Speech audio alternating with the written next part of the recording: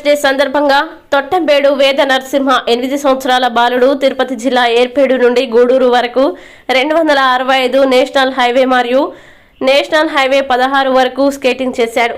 ఈ బాలుడు world record మరియు గ్లోబల్ రికార్డ్ 270 కిలోమీటర్లు నాన్ స్టాప్ రోడ్ స్కేటింగ్ మ్యాథనార్లో రికార్డులను సాధించాడు.